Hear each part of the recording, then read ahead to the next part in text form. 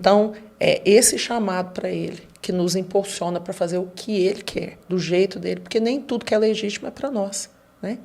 Nós não vamos abraçar tudo que é legítimo. A gente precisa saber o que Ele quer que seja abraçado por nós. Isso, né? que é obediência, né? Exatamente. E eu lembro, até foi uma conferência do Desascope, né? Que meu pai sempre me ajudou muito, né? Meu pai sempre foi um cara muito... tudo que ele podia, né? E eu lembro que numa conferência do Desascope eu fui lá, falei, pai, você me empresta as câmeras para eu poder fazer a filmagem, né? E ele me emprestou aí o equipamento dele, e aí até alguém que trabalhava para ele foi lá me ajudar e fazer e tal. E aí eu lembro que terminou, né? A conferência e tal, e eu fui conversar com ele. E meu pai, assim, abriu o coração que estava chateado.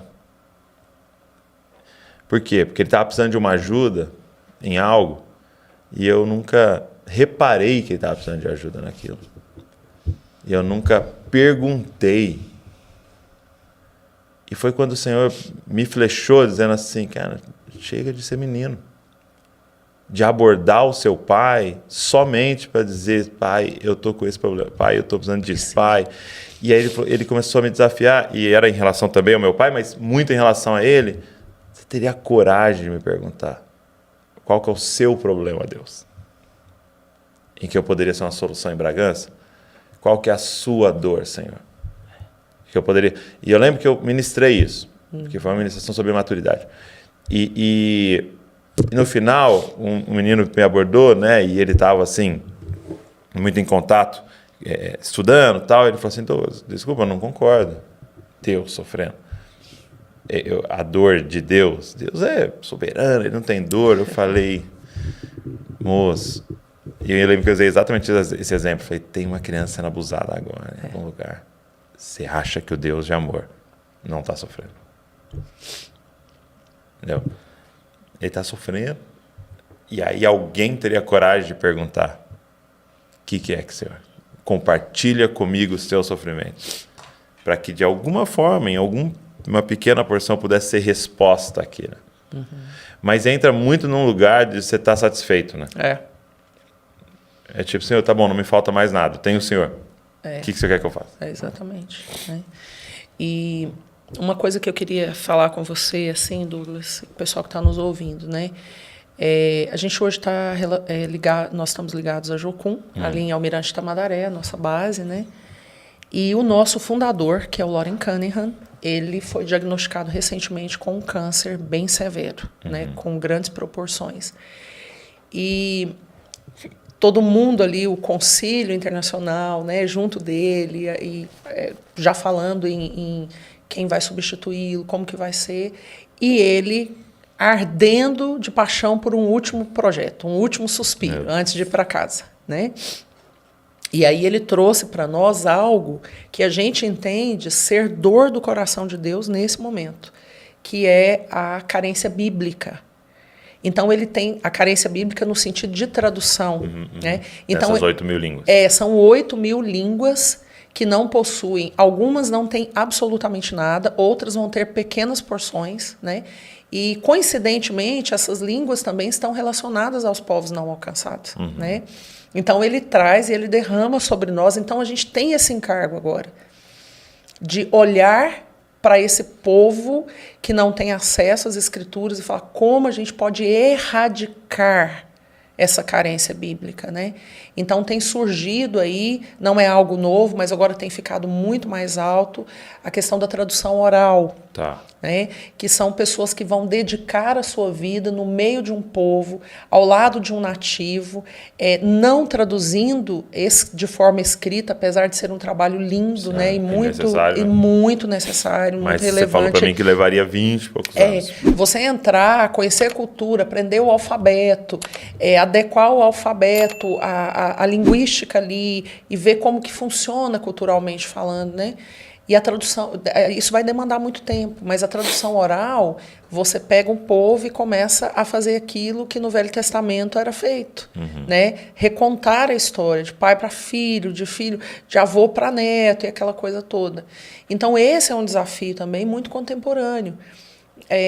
Nós temos orado para que Deus levante jovens que queiram ser gastos nisso, que queiram entrar nessa dimensão, ó, eu vou pegar um povo ali que não tem uma porção bíblica, eu vou me relacionar com esse povo, eu vou viver e eu vou traduzir oralmente as escrituras para esse povo, dar a esse povo o acesso à palavra de Deus, que é a palavra santa que liberta. Né? Então, nós temos orado muito para a igreja brasileira. A gente tem orado por vocês, de forma muito pontual. Senhor, levanta a igreja brasileira, jovens que tenham a ousadia, que tenham a facilidade do aprendizado de língua, que tenham a facilidade de entrar no povo, que tenham coragem para fazer isso. Né? Porque a gente está muito pensativo a respeito de Mateus 24,14, quando ele fala, para que eu volte, o evangelho do reino tem que ser pregado a todas as nações. A palavra ali é etnos.